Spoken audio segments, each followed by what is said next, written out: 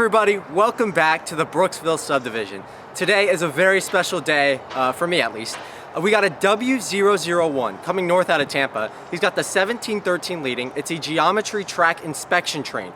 He left Tampa about 20 minutes ago, passing Sulphur Springs now, and I'm at the milepost SR 834, .0. We're at Sinclair Hills Road. We're just north of it actually, and this is where the Lake DTC block ends and the Sulphur Springs yard limits begins, hence the YL sign, which is for yard limits, and then obviously you have your speed limit right underneath. This is a shot I've been wanting to get for a while, but it's a little bit of a ghetto area, as well as there's no light here, so anything at night would just not look good. But that being said, for the W001, I missed this train about 3 years ago, actually, 2022. And since then, it has not run up here again. So kind of a redemption catch for me, and hopefully we get to chase it quite a ways up to Brooksville.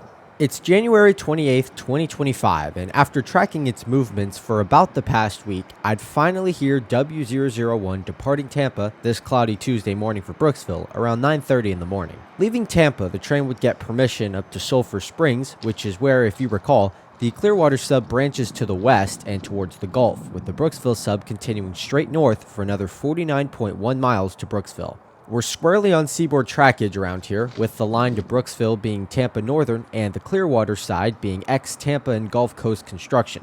By the 1920s, both lines were absorbed into Seaboard, who made Sulphur Springs a signal junction, hosting a Seaboard depot and a small yard. Evidence of this is still around presently, with DTC block signs ending and yard limits beginning. While the signals are now long gone here, there's still an operational dwarf signal at the junction that's tied to the spring switch at milepost SY 848.6. Here at the SR 834.0, the yard limits begin 4 miles north of Sulphur Springs, near Bears Avenue. While the junction at Sulphur Springs was signaled, signals never made it further north than there, so blocks were established, common procedure for dark territory on the SCL, although no such installments exist on its sister line to Clearwater. Back when multiple trains used to run on this subdivision at the same time, the dispatcher would give out blocks to each train, canceling their authority once out of the block, ensuring that a section of track would never be occupied by two trains. You can do the math on how that would play out. Looking north from our post, the Sulphur Springs yard limits end here, with the smallest block on the subdivision starting, named Lake.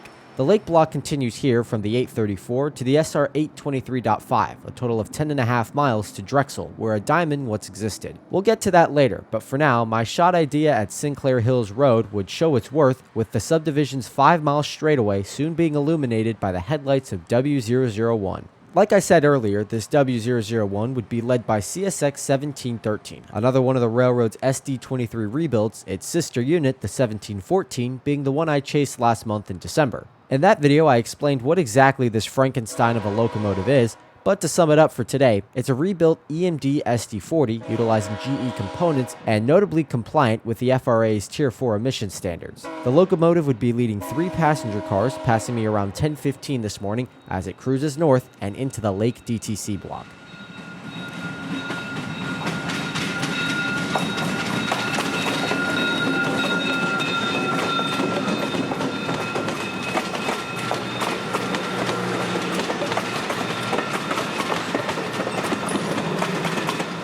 For those asking, DTC stands for Direct Traffic Control, which just means the dispatcher directly gives authority to trains via radio and EC1, rather than by signals or train orders. In our case of W001, the crew would have permission from Sulphur Springs all the way to Brooksville and its North Hammock yard limits at the end of the line. That tells me that W001 is going to be the only train around here for a while, as I leapfrog him into the south side of Lutz, just north of the apex, with Nebraska and Florida avenues respectively.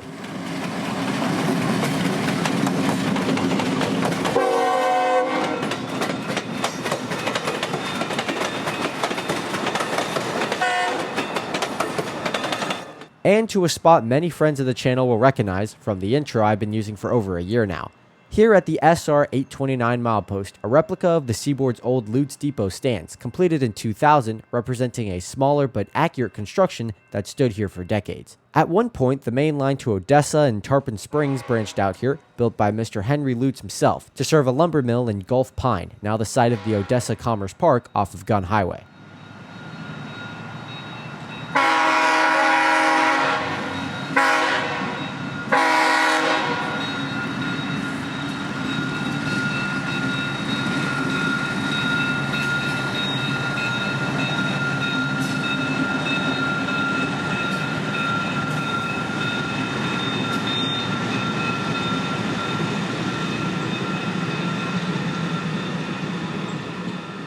Back on 41 and into Land O'Lakes we'd go, with the train right on our tail, using Drexel Road to access our next spot. Evidence of an old railroad junction are everywhere as you enter the woods of southern Pasco County. At milepost SR 823.4 is Tower Road and the end of the Lake DTC block. Starting here is the Fivay block, which over 100 years ago was the southern end of the line for the Brooksville and Hudson Railroad, who completed that line in 1902. Bought out by the Tampa Northern Railroad just a few years later, the TN would continue construction from milepost 816 into Tampa in 1908, crossing the Sanford to St. Petersburg Orange Belt Railroad right here. On the very ground that Tower Road is built upon now, once carried ACL trains through Groveland, Claremont, Trilby, Drexel, Odessa, and into Tarpon Springs. The diamond here was removed decades ago when SCL ripped up the line, making the once busy crossing at Drexel now only remembered by the access road to get here.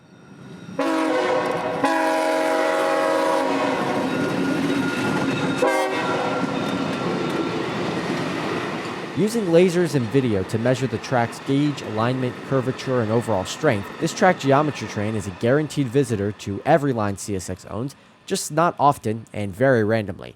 Results from the inspection will vary by line and are used to plan out maintenance, running fittingly right before CSX's maintenance season on their Tampa subdivisions. Driving east back towards US 41 on Tower Road is interesting for its parallel route about 20 feet from the roadway, now covered by lush greenery, once the old ACL.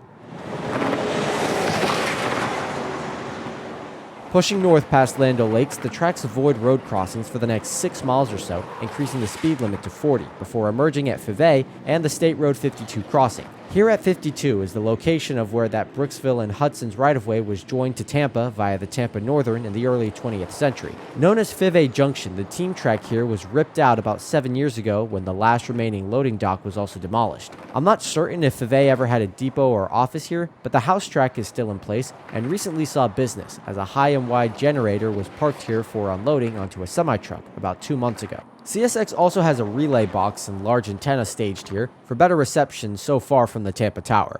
I've crossed the tracks here many times on my way to the S-Line, and today I'd finally see a train pass as we prepared for one of this subdivision's most interesting portions.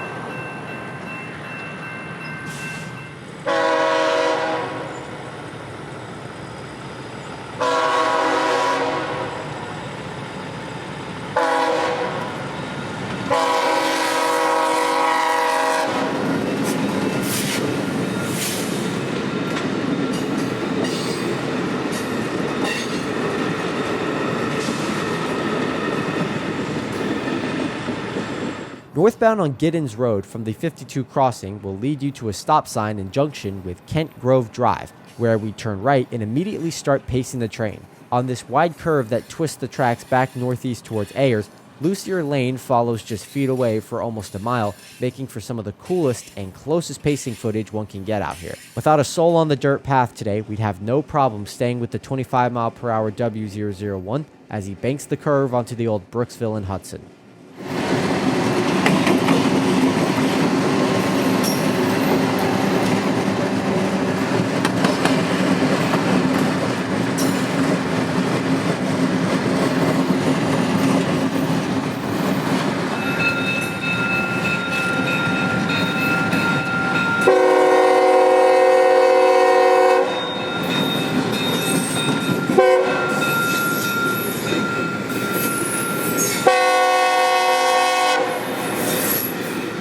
"11 miles north of Fivay and we're at Ayers on the outskirts of Muckytown. Ayers is known in the timetable for its switch from the Fivay DTC block to the Rock block and the Commerce Park at the 806 milepost, a common stop for weeknight L781s. Lumber and plastic pellets are destined for the railroad park, located right next to the Spring Hill Airport, making up about a third of the online business around here. As the train trundles into Muckytown at 25 miles an hour, it enters what started as a Czech village, where European immigrants settled during World War II, escaping the commotion overseas. Built around the Muckytown Hotel, the town is still home to about 2,000 European natives and still echoes with train horns, a familiar sound since before the town was even created.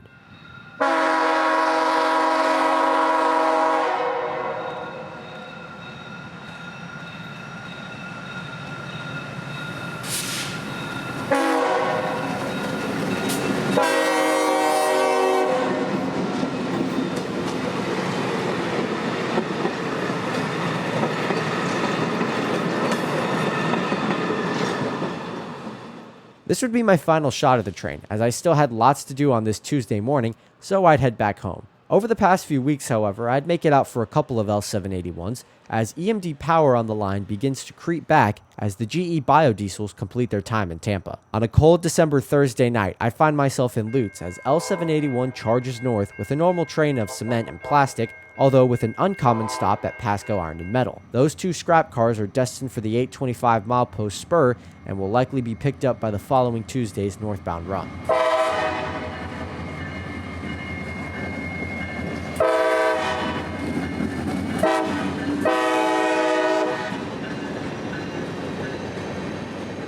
Leading the train tonight, long hood forward, would be SD40-3, number 4322, a locomotive usually found in Winston Yard, transferred to Tampa for a few days, and evidently being assigned to this train. The cheerful sound of its EMD horn brings back memories of 2020 and 2021, when SD40s were about the only thing one could see on this line. 3 days later, I'd be driving home from church when I'd stumble across L781 in Land O'Lakes, switching Tibbets at milepost SR826. I didn't have any of my camera gear, so my phone would have to do for now, as two more EMD locomotives switch out the lumberyard. Running separately from L755 this day, this Sunday morning operation has been a lot more on and off since I made that video about it back in the fall time, now running up here in daylight on a more random schedule. Using two Jeep 40 rebuilds, the three-man crew would be dropping off 2 loads in the spur before switching out the empty bound for Tampa. I wouldn't stay for long, however, as there would be barbecue waiting for me at home.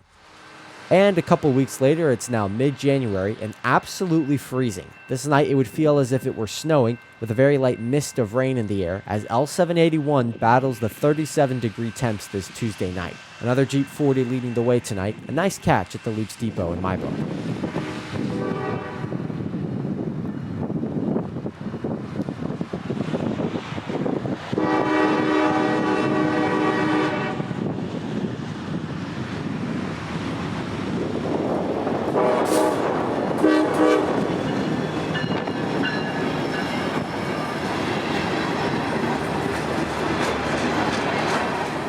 This would be my last catch of 781, which will wrap up this video of the Brooksville Sub and its recent action.